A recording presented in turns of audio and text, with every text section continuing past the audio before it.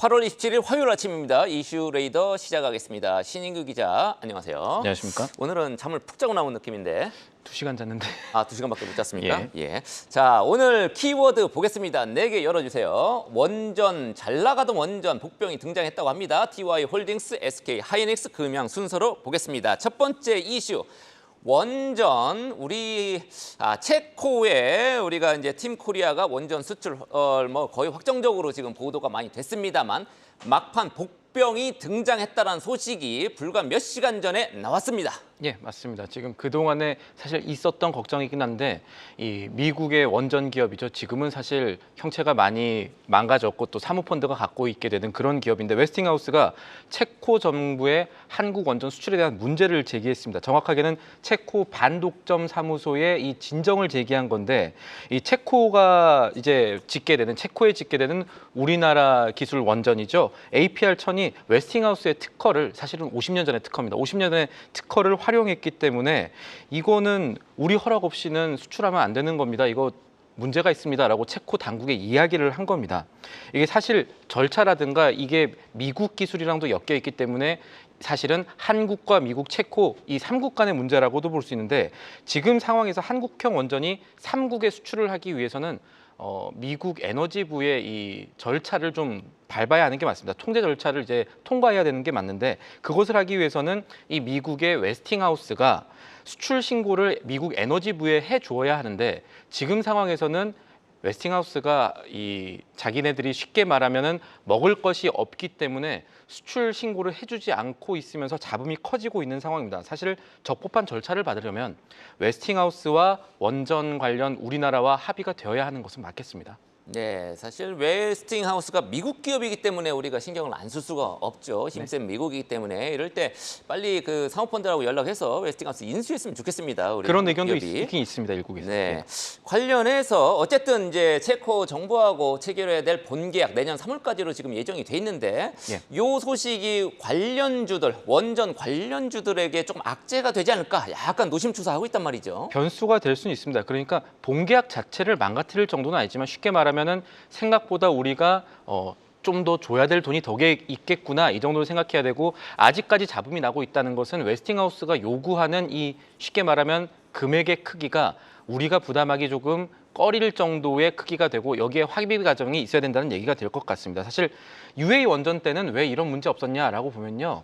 그때는 당시 오히려 국산화율이 낮았기 때문에 원전 부품 국산화율이 낮았기 때문에 일부를 웨스팅하우스에 이 발주를 주면서 이 문제를 조금 해소를 했는데 이번에는 그렇지 못했죠. 그러니까 어떻게 보면 우리나라 원전 기술 높아지면서 다시 불거진 문제다 이렇게 볼 수가 있는데 일단 이 소송 문제를 보면요.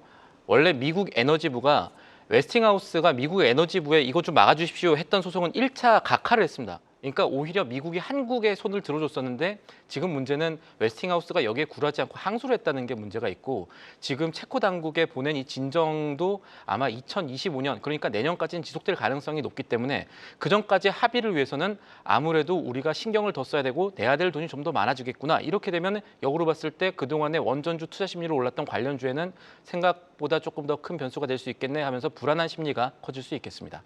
네, 한수원의 원자로하고 웨스팅하우스 원자로 뭐 비슷하게는 생기긴 했습니다만 뭐 그렇다고 특허 우리가 침해했다라는 얘기는 아닌데 잘 따져봐야 되겠습니다. 자, 두 번째 이슈 태영그룹.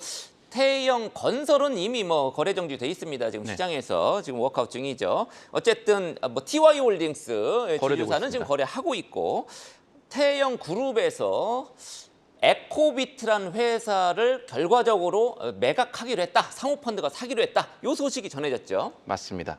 이게 그동안에 이 캐시카우라고 불렸던 에코비트를 잘 매각할 수 있을 것인가가 어떻게 보면 TY 홀딩스라든가 태영건설 넘어서 이 태영그룹 전체의 워크아웃 정상화의 관건이 될 거라고 했는데 어쨌든 큰 산은 넘어섰다 이렇게 볼 수가 있겠습니다. 좀 자세하게. 에코비트 어떤 회사죠? 에코비트라는 거는 쉽게 말하면 폐기물 처리 기업입니다. 그러니까 뭐 매립이라든가 소각이라든가 수처리 같은 거 하고 있고요. 정확하게 재무 구조 살펴보면은 TY홀딩스랑 KKR, 사모펀드 KKR이 각각 지분 50%씩 이렇게 보유하고 있었던 기업이고요. 매출이 나쁘지 않고 영업이익도 나쁘지 않습니다. 연결 기준으로 봤을 때 지난해 매출이 6,700억 원 넘었고요. 영업이익도 1,100억 원 정도를 기록한 기업입니다. 그래서 이 기업이 높은 가격 받고 잘 팔려야 이 태영그룹 그리고 이제 부동산 PF 어떻게 보면은 큰 걱정을 넘어설 수 있을 것이라고 보는 건데. 금융회사들한테도 유리한 소식이네요. 맞습니다. 이번에 지금 얼마나 급했으면 우선협상자 선정 없이 그냥 아마 내일 혹은 오늘 본계약이 체결될 수 있을 것이다 이렇게 시작해서 보고 있고 차입금을 포함했을 때 이 공시에는 뭐 전체 2조 700억 원의 반인 뭐 1조 350억 원 정도를 우리가 양수했다라는 내용들이 나오지만 정확하게 보면은 계약을 봤을 때 차입금을 포함해서 전체 매각가가 한 2조 6,500억 원에 이를 것으로 지금 시장에선 얘기가 나오고 있습니다. 아, 부채를 포함해서 한 맞습니다. 2조 6,500억, 부채 빼면은 뭐 2조 원 남짓 뭐 이렇게 네. 지금 되겠네요. 지금 계속 지금 태영그룹이 뭐 골프장도 팔고 건물도 매각하고 자구 노력을 하고는 있습니다만 에코비트가 제일 크겠네요. 특히 이거 친환경 폐기물 업체라고 그랬죠. 맞습니다. 예, 지금 뭐 경기가 좋거나 나쁘거나 폐기물은 계속 나오니까 그렇습니다. 예, 안정적인 지금 영업 현금으로 나온다. 이런 회사를 지금 매각하게 됐다라는 건데 투자자 입장에서 살펴볼 만한 부분 또 어떤 게 있을까요? 아직은 잘 모르는 것들이 있습니다. 그러니까 이 2조 700억 원, 뭐 차입금까지 포함하면 2조 약 7천억 원 되는 이 금액의 딜이 이루어졌지만 중요한 건 그래서 현금이 TY홀딩스로 얼마나 흘러 들어갈 건데 에코비트 매각한 다음에 바로 이 1조 350억 원이 태영 TY홀딩스로 들어오는 것은 아닙니다. TY홀딩스 설명을 보면요. 지금 에코비트 주식이 사실 주식 담보대출 잡혀 있거든요. 담보 잡혀 있어가지고 그러겠죠. 담보 안 잡힌 게 별로 맞습니다. 없겠죠. 그래서 이 담보와 이 차이가 상당히 클 거다. 그러니까 회사가 최종적으로 받게 될 돈이라는 거는 매각 대금과 상당한 차이가 있는 금액이 될 거다라는 내용들이 지금 공시를 통해서도 나오고 있고 이 내용들은 아마 차후에 공시가 될 전망이니까 이게 얼마나 될지가 이 TY홀딩스 주가뿐만 아니라 태영그룹 전체에 대한 관건이 될 거고 사실 매각가 자체로만 봐도 아주 처음에는 3조 얘기까지 나왔었습니다. 그러다가 2조 중반대까지 떨어졌으니 기대보다는 약간 낮지만 그래도 선방한 정도의 매각가 어쨌든 태영그룹으로서는 한숨 돌릴 수 있는 가격이 나왔다라고 볼 수가 있는 거고 그래서 큰 틀에서 핵심 자산 매각을 성공했기 때문에 그룹 차원의 정상화의 속도가 붙지 않을까 이렇게 되면은 아마 투자 입장에서는 한시름 덜었네 아니면 지금이 들어갈 땐가라고 생각하실 분들이 계실 겁니다. 네, TY홀딩스 지금 차트에도 뭐 주가 차트 나오고 있습니다만 52주에는 쭉 미끄러져 있지만 최근 들어서는 다시 반등하는 그런 모습을 주가가 보여주고 있네요. 자, 세 번째 이슈 SK 하이닉스 보겠습니다. 지금 애증의 SK 하이닉스입니다.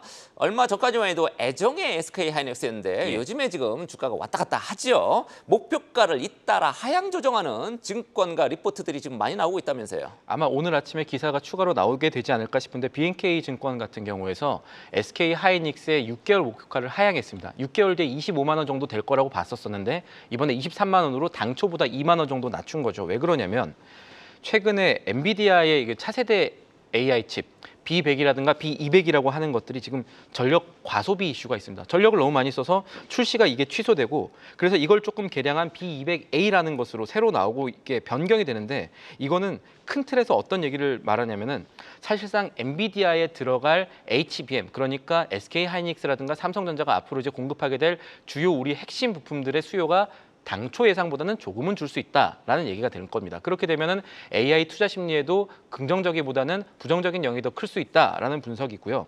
사실 아주 엄밀히 따지면은 AI 투자 심리에 부정적일 수는 있지만 이번에 나왔던 얘기들이 SK 하이닉스 매출 자체에 미치는 영향이 아주 크지는 않을 것이다라고도 BNK 투자증권은 보고 있습니다.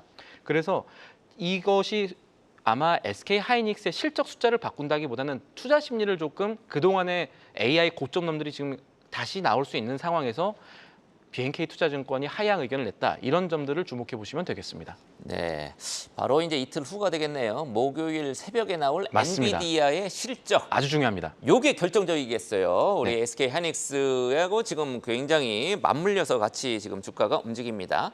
간밤에는 엔비디아 주가가 좀 떨어졌기 때문에 오늘 또 어떻게 움직일지 SK 하이닉스 좀 지켜봐야 되겠습니다. 네. 오늘 마지막 키워드는 금양입니다. 간밤 시간의 거래에서 급등했다고 하는데 저는 금양하면 배터리 아저씨가 떠오르긴 하던데 네. 어떤 소식이 있습니까?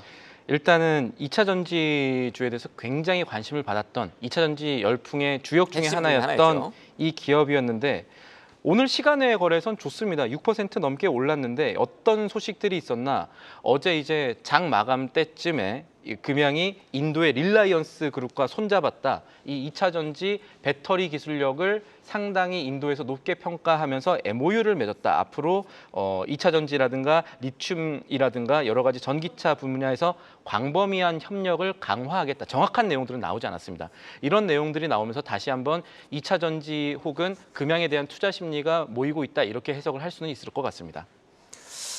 그렇군요. 근데 저번 이슈레이서더에서도 금양 한번 다뤘던 것 같아요, 우리 신 기자가. 근데 3일의 개법인이 이제 회계 감사 결과 의견 거절을 내놔가지고 문제가 조금 됐던 것 같은데 그 이후에 회계법인 뭐 교체하고 약간 꼼수 같은데 뭐 여러 가지 이슈가 있었단 말이죠. 예, 지금 뭐 내부에서도. 우려들이 나오는데 어떻습니까? 일단은 5달 전에도 이 내용 저희가 좀 먼저 보도드리면서 그 당시에 당신 혹시 공매도 세력이냐라고 했는데 이 자리를 통해서 말씀드린 그런 것은 전혀 없고요. 소액 주주가 워낙 많아서 그래요. 맞습니다. 그것도 맞고 또 한편으로는 저희 이 공시라든가 이런 문제들을 오히려 기업이 얼마나 공시를 잘하고 실적 예측을 잘하지 못하면 투자자들이 손해를 보는가에 대한 얘기를 지금 지적을 해야 될 것 같은데 이번에 이 금양이라는 곳에 기대를 갖고 있었던 부분 중에 하나가 몽골의 광산입니다. 여기 리튬도 나올 수 있고 원래는 텅스텐 나오는 광산이었는데 이거를 2023년에 이 600만 달러, 6천억 달러, 7천억 달러 죄송합니다. 약 6천억 원 정도 들여서 사서 7천억 들이고 사서 이게 죄송합니다. 지금 숫자가 헷갈렸습니다. 600억 정도, 700억 정도 들여 사서 당장 올해부터 연간 1,600억 원 이상의 매출을 낼 것이다라고 얘기를 했는데 그것이 사실은 업계 상황이라든가 여러 가지 고려하면은 어려울 것이다라는 얘기들을 했었고 이게 위험하다라는 얘기를 드렸었는데 반기 보고서 기준으로요. 8월 중순에 났던 반기 보고서 기준으로 몽골 광산 매출이 현재까지 제로입니다. 만약에 금양의 얘기가 맞다면 800억 원 정도는 했었어야겠죠. 제로였고 오히려 이 개발 비용 때문에 300억 원대 순손실만 기록을 했는데 이제 어제 매체 보도를 통해서 금양이 설명을 했습니다. 어떤 얘기 때문에 우리가 몽골 광산 매출 못 올렸나 봤더니 러시아 우크라이나 전쟁 얘기했고요. 몽골 추위가 이제 굉장히 사실 심한 거는 맞았습니다. 올해에 주드라는 것이 있었는데 원래 몽골이 엄청 춥습니다. 맞습니다. 예. 엄청 추운데 그것 때문에 지방도 많이 먹고 그래서 우리가 영향을 많이 받았다고 하는데 이거 사실요 사업 보고서 시점과 감사 보고서 시점을 고려하면은 이미 저희가 3달 전에 얘기했을 때 그러니까 1,600억 원이라는 숫자를 썼을 때 이 내용이 이미 반영이 됐을 겁니다. 러시아 우크라이나 전쟁은 사실 2022년부터 발발됐던 것이고요. 이 주드라고 하는 큰 추위는 사실은 전해 11월부터 4월까지가 피크였고 최근에 OECD라든가 WHO 통계를 봐도 4월 이후에 피해가 더 집계되지는 않았었거든요. 그러니까 사업 보고서 발간 시점상 미리 이런 것들을 얘기를 했었어야 되지 않느냐. 설명력이 왜 이렇게 부실한 거에 대한 얘기도 있었고 결국은 몽골 호재를 믿었던 투자자 여러분들께서는 지금 이게 실체가 사실상 좀 흐릿해지면서 투자 손실을 계속 보고 있으니 이런 것들이 좀 정상화되거나 기업들이 신경 쓰거나 혹은 외부에서 감시를 조금 더 제대로 했어야 되지 않나 이런 얘기들을 해야 할 시점이 될 것 같습니다. 네, 우리 신 기자는 금양에 대해서 여전히 지금 부정적인 그런 금양에 대해서 부정적이라기보다는 재무 구조를 보는 회사의 태도라든가 이런 것들에 대한 얘기를 하는 겁니다. 오케이, 알겠습니다. 일단 금양 뭐 재무 오죽하면 3일 회계법인이 의견 거절을 냈겠습니까? 지금 재무 구조 조금 뜯어보시고 우리 개인 투자분들 투자에 좀 유의를 하시면서 가시면 되겠습니다. 지금까지 신인규 기자와 함께한 이슈 레이더였습니다. 계속해서 다양한 경제 이슈를 알고 싶다면 구독과 좋아요, 알림 설정 부탁드립니다. AI 캐스터 권미정이었습니다.